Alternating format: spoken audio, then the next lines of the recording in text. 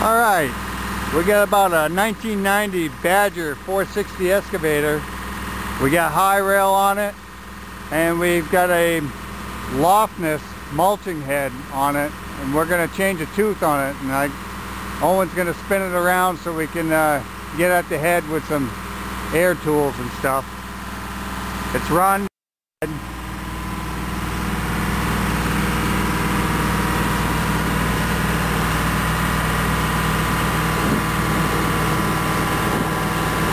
It's a pretty good carrier for that head. And we've switched this Loftness head to some different teeth that we make. They're a lot cheaper. They're not carbide, but they're resharpenable. And depending on what you're doing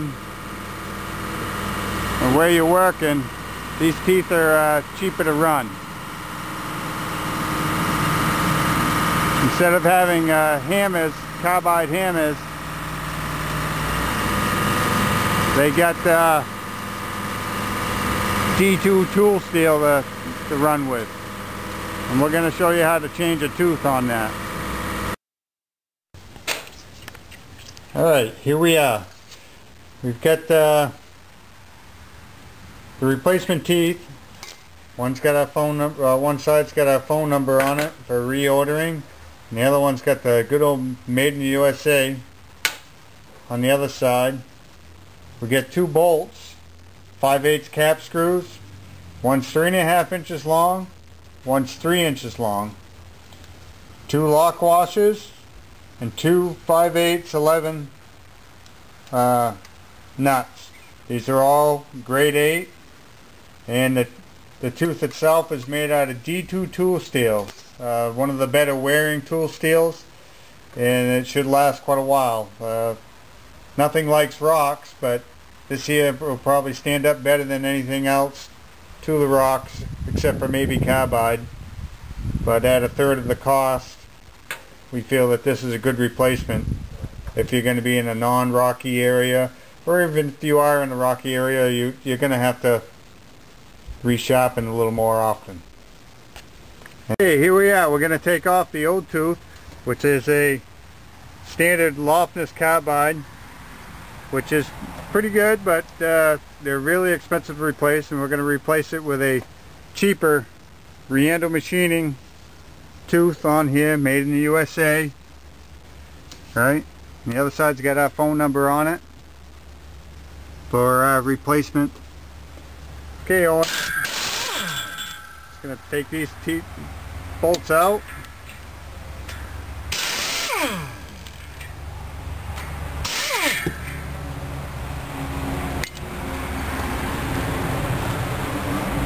And we're going to put the bolts that we mentioned earlier along with our new tooth.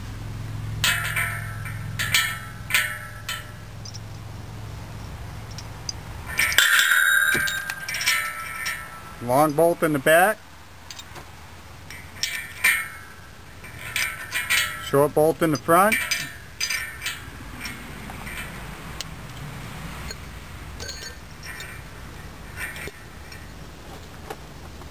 Lock washer, lock washer.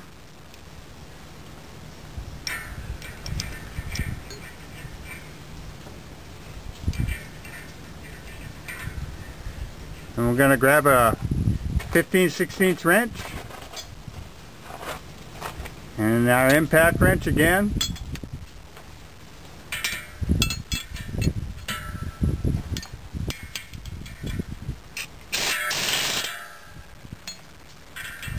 Tighten her up.